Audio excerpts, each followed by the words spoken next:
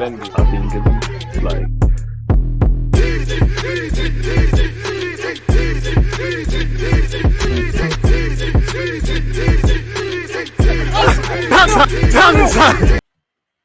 Are we live? People, deluded, I'm back again. Thank you very much for tuning back in each and every time. Please hit the like button. I appreciate all of you lot's support. Now, I've obviously changed the scoreline. I'm just closing up OBS, obviously, because we had a fantastic watch along between Southampton and Spurs drawing 1-1, which is always fantastic. I've seen United and Spurs drop points in Arsenal's hope for European football. I say European because, wow, I would love Champions League. We've got to consider the Europa League places. So, yeah, it's good in that regards. But, yeah, man, big up everyone who supported that one. Now, you lot know me. You know I'm passionate about young players and development and all of that jazz that I'm not going to continue with. Now, I never watched Norwich game, but I'm sure you've all seen surfacing online Billy Gilmour, you know, vile chance really, telling him to F off back to Chelsea by a section of Norwich fans. Now, again, those Norwich fans don't speak for everyone, so directly referring to them, again, first things first, everyone's allowed their opinion, you know, doesn't have to be projected like that, but, you know, you're allowed your opinion, good or bad.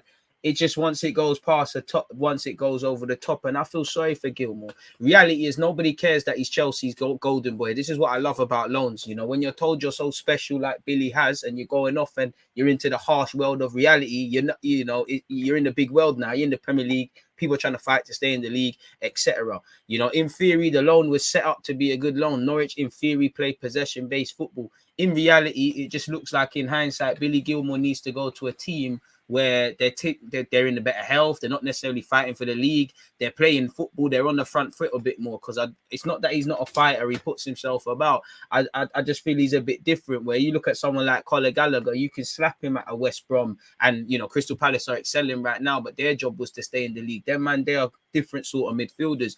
I feel sorry for Billy Gilmour. I think he's adapted well. Obviously, he hasn't hit the headlines, but form is temporary, class is permanent. And I feel people can be really harsh. You know, you gas up these young players and say their ability and this, that, and the other. Gilmour has it. I don't know how good he can be, whether he can play week in, week out for Chelsea or be just a Premier League footballer. But he's got a fantastic range. He can play in a range of midfield roles. He's a good player. He's confident. But I just think fans gas up players and say they've got potential to do things, and then they fail to understand, you know, he might be that great player for club and country tomorrow, but to get there, there's going to be bumps and bruises along the way, you know. And I get it, Norwich fans, you don't have to necessarily care. He's not your player. He's not there permanently. But I feel sorry for him, and I think it's quite vital, because this is a man that, in any walk of life, he's just trying his best for one. Two, he's learning, bro. This is a man in his early 20s. He cannot say he's played 38 Premier League games. He's learning. Of course, he's going to look out of his depth at times and look a mess. It's going to happen. And also character. You know, I'm not saying anybody that's on loan from Chelsea or any other club is sinister, but this is a man who, quite frankly, could afford not to care. He's probably got a 3, 4, 5-year deal over there at Chelsea. He's going to be at Norwich for a year. I don't know if they can cancel his loan in January, because you see reports that they can and can't. You know, he could just say, you know, I'm going to fuck off after this. It's got nothing to do with me. But this is a man who, for me, he's always making himself available. He doesn't hide on the pitch. And you heard that, you know, Dean Smith played him when he had a 39-degree fever against Villa on Tuesday. Again, health of welfare of players is something that needs to be speculative. This is a team that is trying the impossible to stay in the league. As I said, Billy Gilmour's not going to be there. Why would he put himself on the line? So why, you know, when you're telling a man to fuck off and all of this, let's bear that in mind. Yeah, he might not have padded up Villa and done much, but he's put himself on the line. He's committed himself to the cause. He's fully immersed himself as a Norwich player until when? So why not cut a man some slack? But people don't want to talk about these or things when you're telling a man to fuck off and all these things. It's vile, you know, it's vile. It's upsetting, you know. And again, you have to worry. End of the day, opinions, you know, he's someone that's been speculated from 16. He's good, he's bad, he's good, he's bad. Probably just off a duck, you know, and he's Scottish as well, so that helps. So the opinions probably just like water off a duck's back, really and truly. But still, it don't look right, it don't set right, man. It's disgusting, if I'm completely honest with you. I don't think he deserved any of them views. Again, I ain't watched the game. I'm not saying people can't voice their opinion, but come on now, you're not telling a man to fuck off when you're hearing he's putting his health on the line, 39-degree fever. And again, if he plays shit, no one put a gun to his head to say play. And obviously, whether you're fit or not, if you play, fans can only judge it on that, really. So if you played poorly, you played poorly. But I mean, come on now, man. It's quite sad. Now I think he's strong mentally, but let's just say, not even if he wasn't, how do you react? You know, because as an Arsenal fan, I've seen what happens when you kill players' confidence and whatnot. You make them play worse, and arguably you're in a relegation battle. I know there's obviously going to be division, but you need less of that.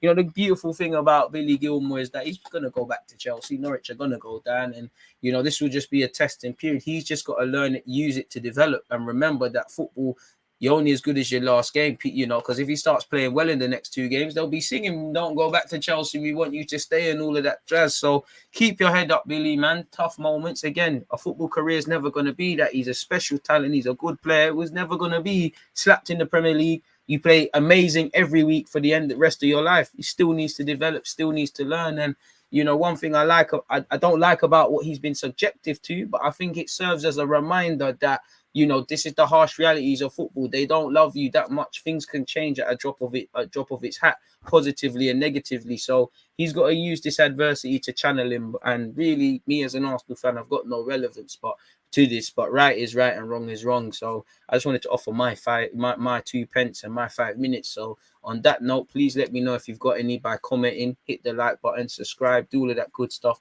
Most importantly, stay in good health, stay safe, and we'll back up again soon. Because you always use that active red flag, defending. I think it's like